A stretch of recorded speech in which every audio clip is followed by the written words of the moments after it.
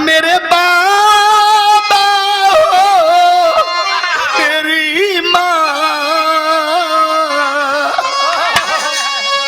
अरे मेरे बाबा हो मेरी माँ, अब जाऊं मैं कहाँ। मेरे बाबा हो मेरी माँ,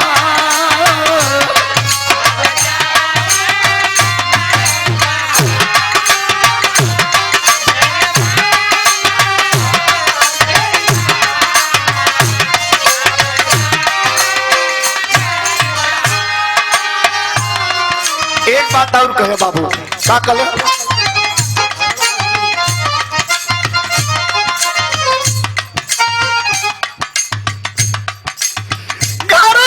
अर्जुन रोवत होई, माई बाबू के खोजत होई।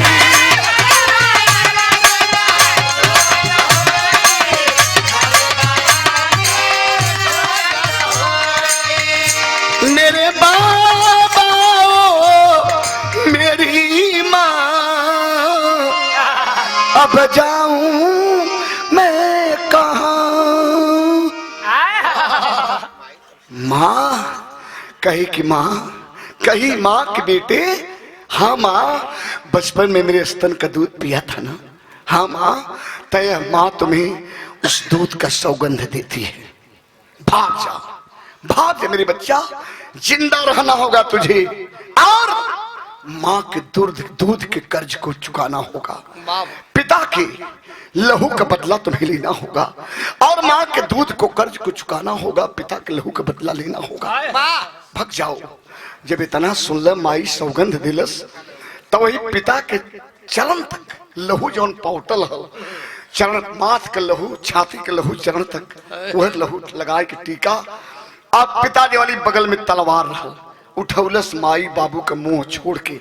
8 साल के पंडित दीनानाथ का बेटा हुई डुमरी कटेश्वर के जंगल से भगल। कहाँ गल तन से बढ़ा दे बेटा, आओ।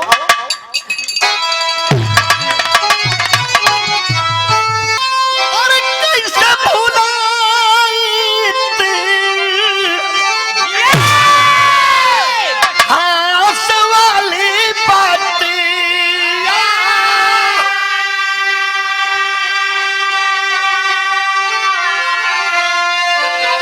1857 का क्रांति बेमिसाल।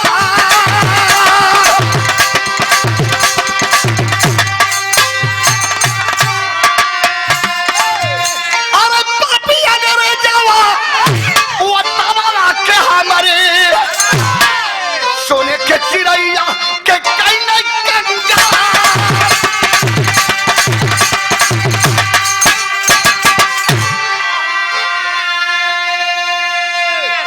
हिंदुस्तान को कभी सोने के चिड़िया कहा जाता रहा, लेकिन अंग्रेजों ने खोखला कर दिया।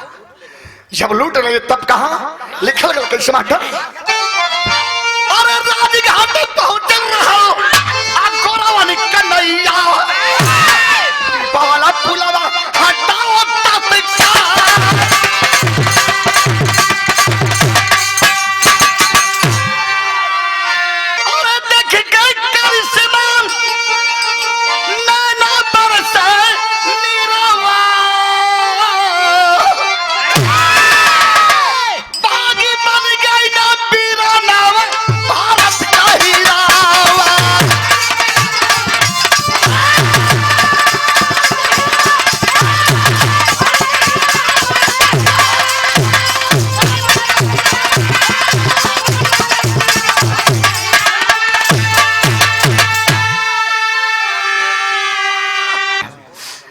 विस्फोट हुआ उस गंगा माँ के गोद में। जब जहाज ब्लास्ट कर गई तो भीमा भी नहीं बचा। बदला तो ले लिया माँ के दूध के सौगंध का और पिता की मौत का, और अपना बलिदान भी दे दिया। मर गया एक निशानी काशी नगरी में। आज भी आप देखेंगे मैं गा रहा हूँ। छोड़कर निशानी चला गया हो भीमा और पंडित दीनानाथ। क्या निशानी बाबू, गौर करेंगे। गोरे मरले गर्दा होले 80 घाट के काशी में विख्यात